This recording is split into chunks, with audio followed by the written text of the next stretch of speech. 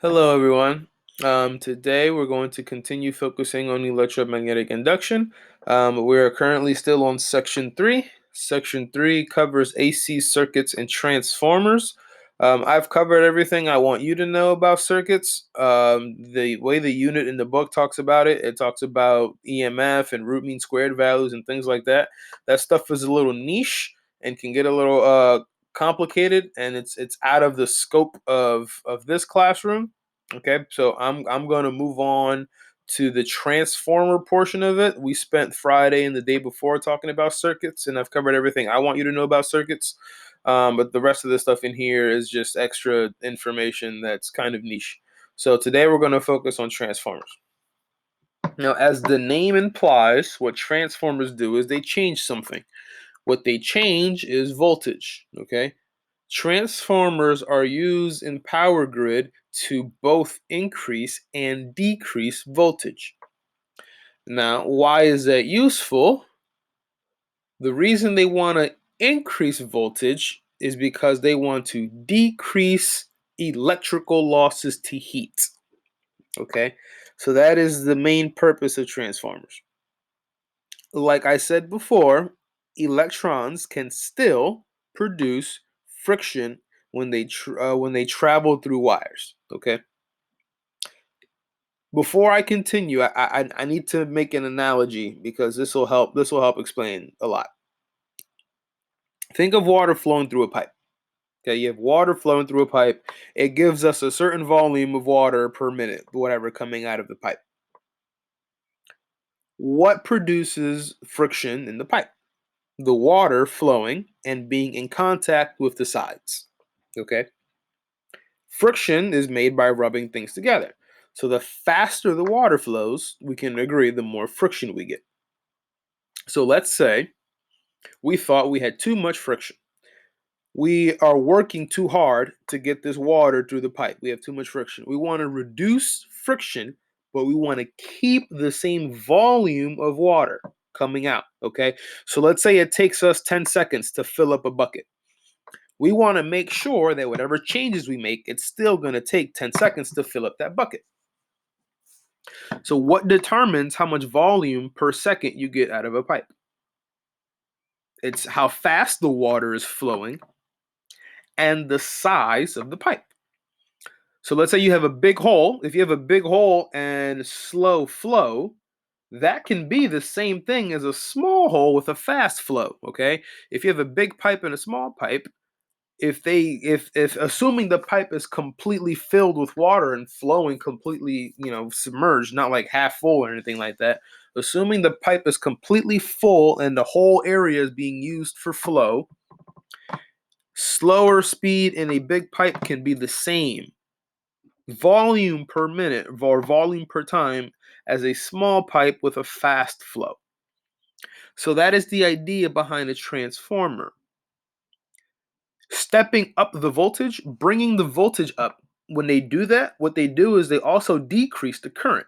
Current, remember, is the flow of electricity. So a transformer essentially makes the pipe bigger so that more water can get through it at one time, but with a reduced speed. Okay. So reduced speed means less friction, less heat, but same amount of electricity flowing through. Okay. So that is what a transformer does. Okay. If you so like any other electrical component, wire, battery, whatever, for a charger, if you charge, let's say you're charging your laptop, you charge it for a while, you're going to start to feel the heat. The charger itself gets hot. Okay. That's because of flow of electricity. So what they want to do is in the transmission lines, the wires that you see on the poles and everything in the streets, they want to reduce the friction losses through those wires. Because you got to think about the electricity is traveling from a very, very far location. The electricity that you have in your house that you're using is being made a ridiculously far distance away from your home. Okay. So that power since it's traveling so far, they want to reduce how much of it is being wasted to heat. And that makes perfect sense. Okay.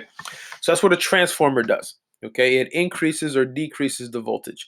And it does so with the principle of mutual inductance. Okay, so you have a wire looped around a magnet.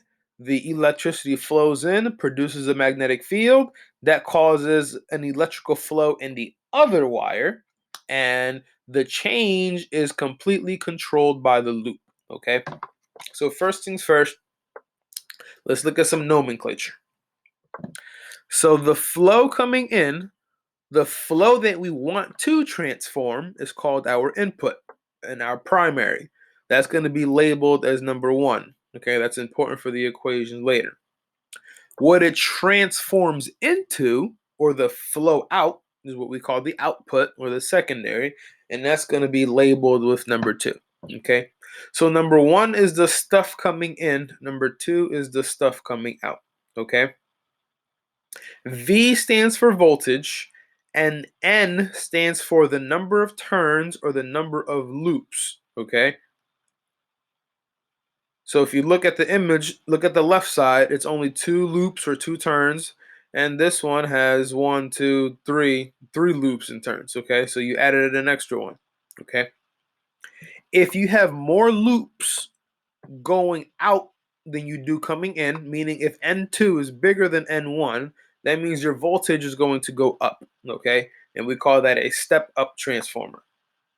If you have less loops going out, then voltage is going to decrease, and we call that a step down transformer. Okay, so this is the equation you're going to be using.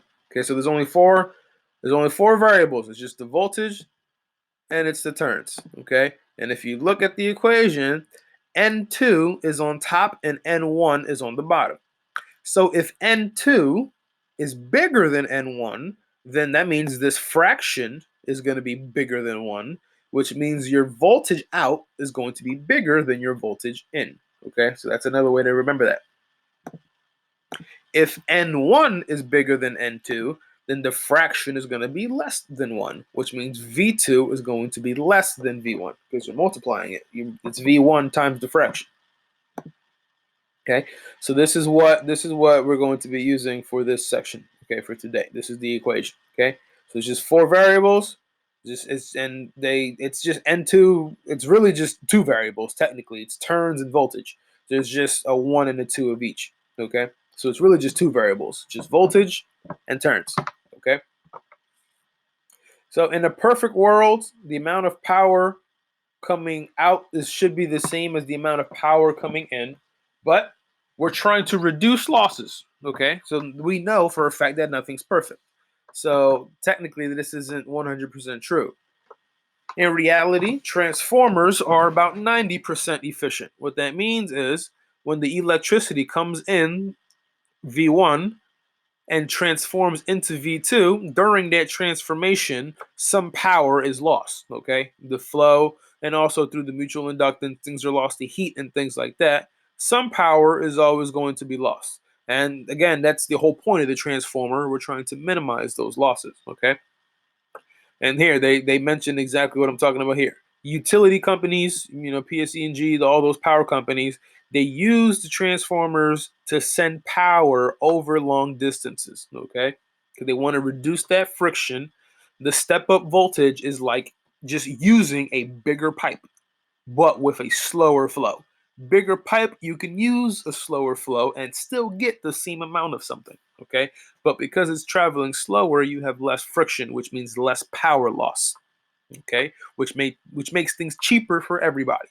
We don't want the power losses because the more power they're losing, that means they got to make that up somewhere, and they do that with usually an increase in price. Okay, so that's the point of a transformer. Okay, and now we're gonna apply the equation to this one.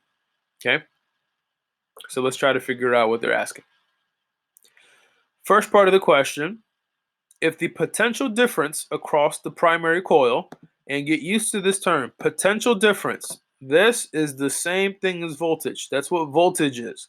Voltage is a potential difference. It is a difference. Like think of it like potential energy. Okay, so that's what they're referring to. So potential difference is voltage. Just know that terminology. Potential difference is voltage.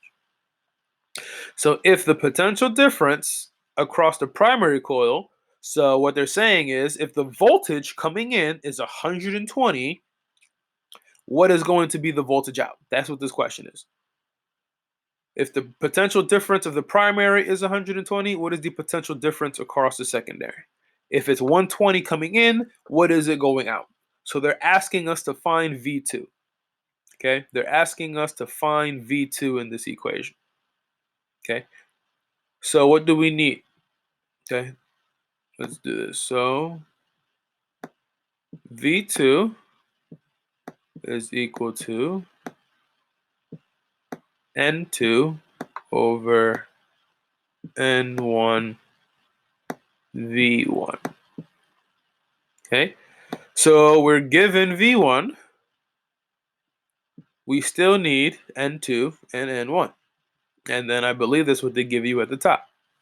A transformer has 75 turns on the primary coil and 1500 turns on the secondary coil. So they do give us N2 and N1.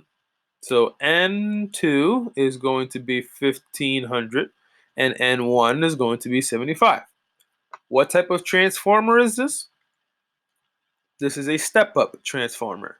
It's a step-up transformer because N2 is bigger than N1. So voltage should increase. So then V2 is now equal to 1500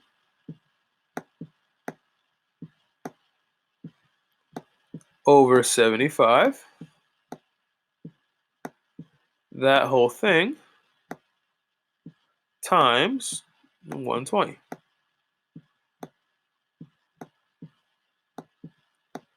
Let's put that in our calculator and we get 2400.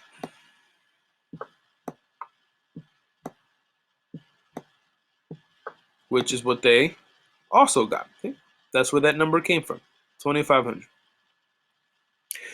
The second part said if the transformer has 1625 instead of 1500, what is the potential difference? So I'm not going to do that. You can double check that yourself. So instead of putting 1500 here, just change it to 1625 and see if you should get 2600. Okay. So that's how you apply this equation, and that's what you're going to be doing today. So this is some more information on transformers. So transformers are not only used on the power grid. In the power grid, they're used to reduce power losses, but they're also used in other places, okay? In this case, you have a spark plug inside of a vehicle, okay? So what the transformer does in here is it steps up the voltage super high. And it wants to do that in order to produce the spark. Okay, so this is how spark plugs work. So when you go to turn on your car, battery sends power to the transformer. The transformer steps up that voltage ridiculously high in order to produce a spark. And then that spark ignites the gas and you get your car started. This is why if your battery dies, you can't turn on your car. Because if your battery dies, then there's nothing to send power to the spark plug. And if there's nothing to send power to the spark plug, then you can't ignite the fuel. And if you can't ignite the fuel, you can't turn on the car. So that's the reason for transformers in a vehicle. Okay. And I believe that is the end of the presentation. So yeah, that's to summarize, transformers are used in power lines. That's where you see them the most in order to reduce power losses. That is what I want you to get out of this, okay? I want you to understand how transformers work and where they're used, okay, and why they're used. So they're simply meant to either increase or decrease voltage, okay? So for today, you have a 5-question worksheet that uses the equation we just learned. Give me one moment to connect my charger.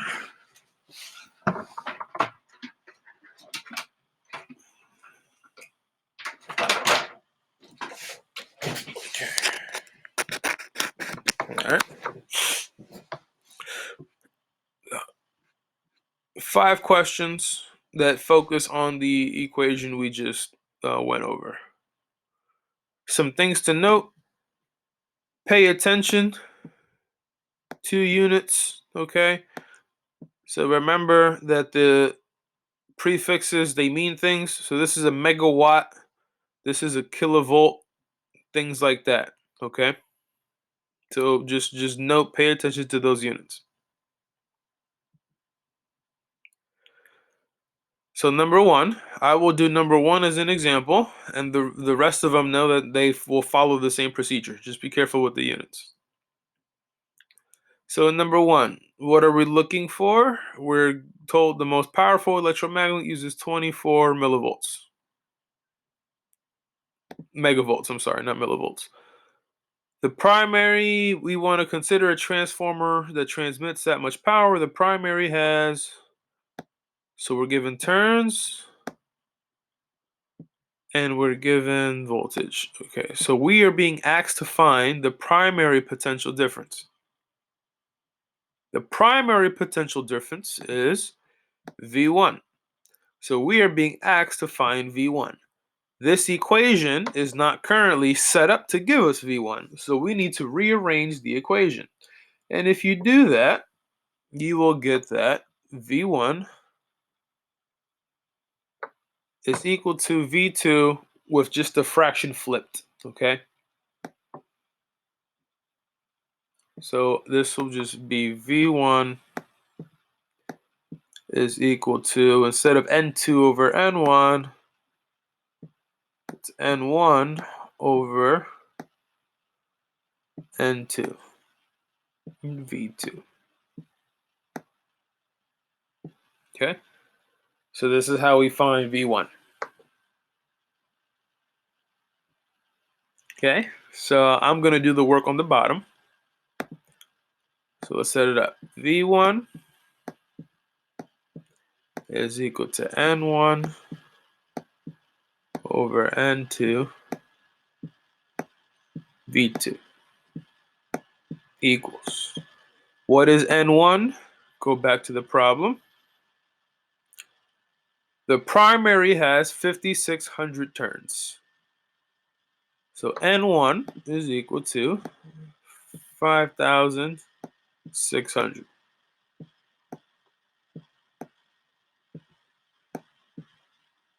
Remember, 1 is primary, 2 is secondary. The secondary has 240 turns. So N2 is 240. Okay. And that whole thing needs to be multiplied. The secondary voltage, and the secondary voltage is 4.1 kilovolts. Okay. 4.1 kilovolts. We want to convert that to regular volts. To go from kilo to regular, remember you got to multiply by 1,000. Okay. If you do not remember your conversions, you can Google the conversions. Okay.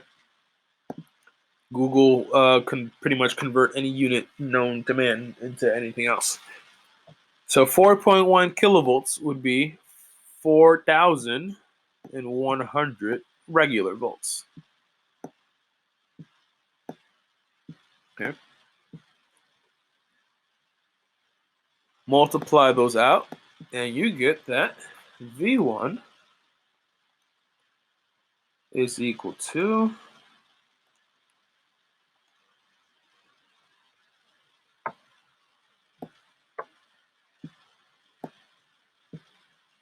95,600 and 66.66 repeating volts. Okay. What type of transformer is this? This would be a step-down transformer. The reason this is a step-down transformer is because the secondary, I'm sorry, this is not a step-down, this is a step-up. The N2, if N2 is greater than N1, no, this is a, yeah, I'm right, this is a step down. This is a step-down converter. What's coming out is less than what came in. Yeah, this is a step-down converter. So yes. Because the primary voltage, this is what we just calculated, the primary is a lot bigger than the secondary. So this is a step-down transformer. We just work backwards to find what we started with. Okay, that's number one. Number two follows the same procedure. My advice, just look at what you're looking for to figure out whether or not you need to rearrange the equation. So this is asking potential difference of primary. Primary is the number one. Number three is looking for the primary. Number four, the secondary. And number five, the secondary. So just look at the end, look at what you're looking for, and then figure out what version of this you need, and just rearrange the equation accordingly. Okay? That's it for today. Hope you guys had a good weekend, and I hope you guys have a happy Monday. Take care, and then be safe.